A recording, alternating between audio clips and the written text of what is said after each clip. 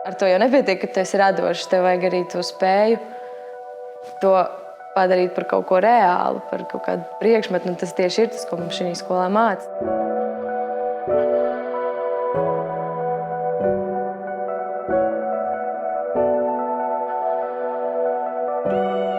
Vienā brīdī tu nonāc pie šī viena momenta, kad tev ir jādod, kad tu dod atpakaļ. Tu nevari tikai ņemt, tu sāc arī dot atpakaļ.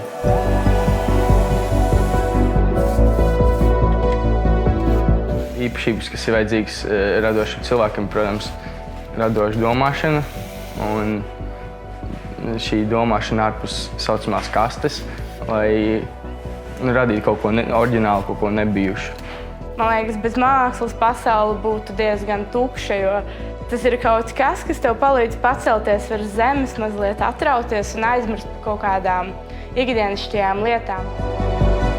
Varbūt pats galvenais ir spēja būt radošam. Ja cilvēks arī pieņem to, ka viņš ir radošs, ja viņš nebaidās no tā, un ja viņam nav kauns būt dīvainam, jo visi laikam piekritīs, ka mākslinieki ir dīvaini. Arī vidusskolas priekšmetus man šķiet pasniedz daudz interesantāk nekā iespējams parastā vidusskolā.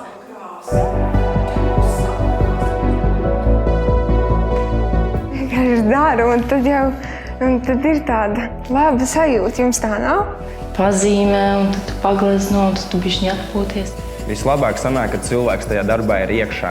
Kad viņš, pieņemsim, ar zīmolu velk to līniju, viņš pats ir tā līnija, viņš pats sevi kontrolē, un tad tu to līniju novelc tādu tieši tik precīzi, cik tev ir vajadzīgi. Tieši šajā skolā tu atnāc, tu satiec cilvēkus, kas domā tev līdzīgi, bet tajā pašā laikā tu no viņiem vari mācīties.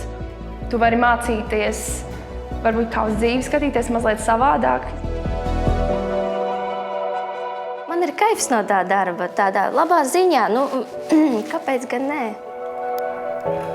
Tu nevari pateikt, es to varētu uztaisīt 10 reizes labāk. Ja tu varētu uztaisīt to 10 reizes labāk, tad tu to arī uztaisi 10 reizes labāk un tad parādi.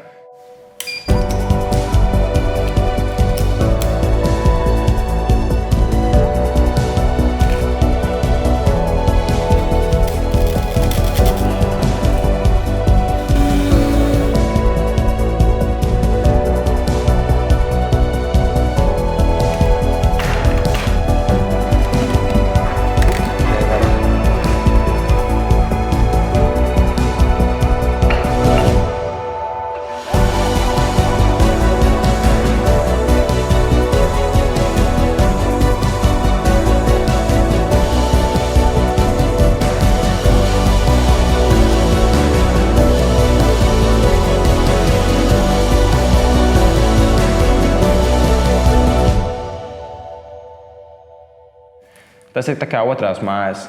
Ja te vēl būtu gultas, kur varētu gulēt, es droši vien arī gulēju šeit.